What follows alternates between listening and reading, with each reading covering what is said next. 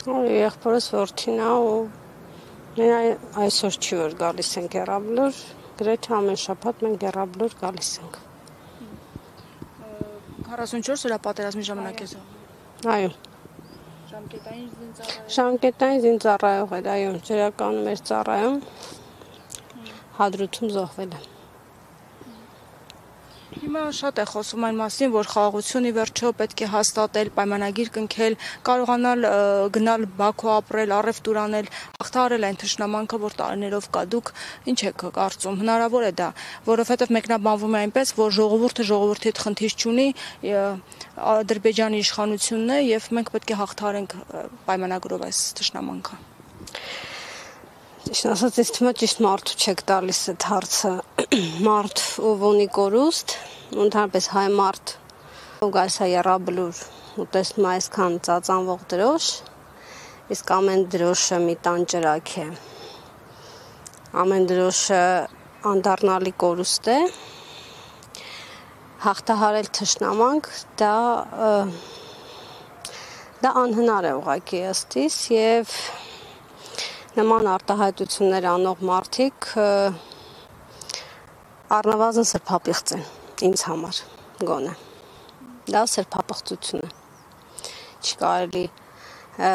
պատերազմից 5 տարի անց հնչեցնել անհեթեթ մտքեր, անհեթեթ ինչ-որ արտահայտություններ անել, թեպետև եթե արտահայտությունը անում է մարդու կերպարանքով ինձ համար անհասկանալի մի արարած, նրանց ինչ-որ ձևով մեղադրել կամ քննարկել նրանց ասածը, դա ինձ համար առ ոչինչ է, որովհետև ոչնչությունից հնչեցրած խոսքերը առ ոչինչ են։ Ասում են ինչքան կարող ենք մենք թշնամացած մնալ, պետք է վերջո հաղթահարել այդ կամքը ունենալ։ Երբ հնարավոր է իսկապես հաղթահարել այդ թշնամանքը։ Չէ, դա բառերով չի հաղթահարվում, 30 տարի Ադրբեջանը չհաղթահարեց այդ թշնամանքը, փոխարենը կարողացավ ուժեղանալ, բանակ ստեղծել, դիվանագիտական հարաբերություններ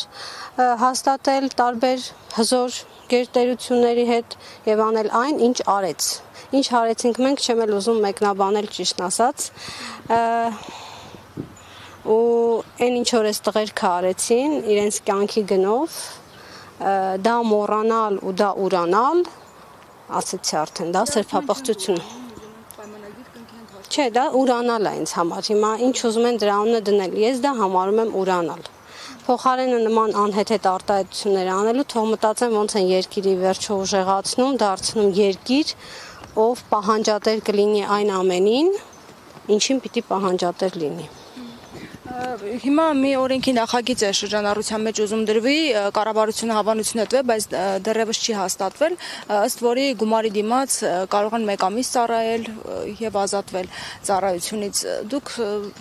ինչ խնդիրներ եք տեսնում, եթե իսկապես օրենքը ընդունվի գործի։ Անկեղծ ասած, չունեմ թերևս այդքան գիտելիք, որպեսզի կարողանամ շատ խորը դիտարկել այդ օրենքը, բայց ըստ իս միայն գումարը շատ քիչ փոփոխական է բանակում ծառայել կամ չծառայելու համար։ Կան շատ ավելի լուրջ փոփոխականներ, գիտելիք, կրթություն եւ նմանատիպ այլ փոփոխականներ, որոնք պիտի, եթե այդ օրենքը շրջանառվում է, պիտի նաեւ դրանք հաշվի առնվեն։ Գումար ունեցող շարքային երիտասարդին ազատել ծառայությունից, փոխարենը ուղարկել ծառայության գիտությունների թեկնածու, ասպիրանտ, մագիստրոսներ, ովքեր շատ ավելի լուրջ ներդրում կարող են ունել այս երկրի ապագայում, դա անհեթեթություն է ըստ իս։